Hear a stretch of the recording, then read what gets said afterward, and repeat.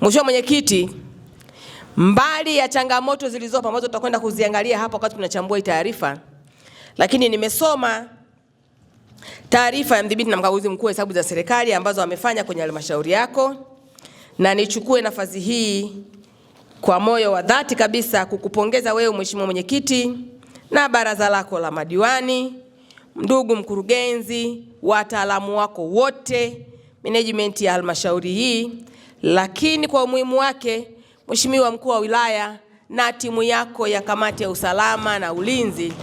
kwa kufanya kazi kubwa ya usimamizi na kufanya halmashauri yetu iweze kupata hati safi katika kipindi hiki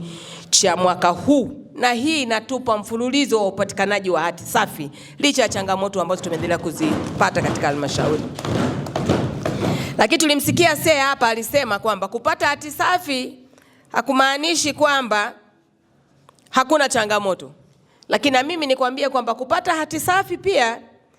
ni matokeo tu mazuri ya usimamizi ya baraza, lakini na wataalamu wetu ambao kwa kimsingi haswa ndio wasimamizi wa utekelezaji wa hizi sheria na miongozo pamoja na kanuni ambazo zimewekwa. Lakini pia kupata hati safi, Mheshimiwa Mwenyekiti, kunatupa nguvu ya kuweza kuendelea kusimamia vizuri na kuondoa changamoto zilizopo, ikiwa ni pamoja na kuhakikisha kwamba tunajibu hoja zote za miaka ya nyuma, tunazifunga, tunazimaliza, lakini tunazuia kupatikana kwa hoja mpya, ikiwa ni pamoja na utekelezaji wa maagizo ya kamati ya kudumu ya Bunge ya hesabu za serikali za mitaa laki yanafanyiwa kazi na yanamalizwa kama ilivyokuwa maagizo na maelekezo.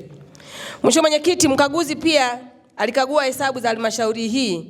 katika maeneo mawili ya muhimu, ikiwa ni pamoja na mfuko wa pamoja wa afya pamoja na mfuko wa wanawake, vijana na watu wenye ulemavu. Katika taarifa hii nimeambiwa palikuwa na mapendekezo ya hoja 48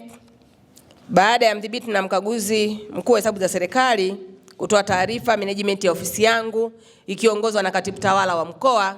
waliratibu kazi hii kubwa ya uhakiki, na majibu ya hoja yalitolewa na management na halmashauri yako mlifanya kazi kwa pamoja na mkaguzi wa nje wa mkoa.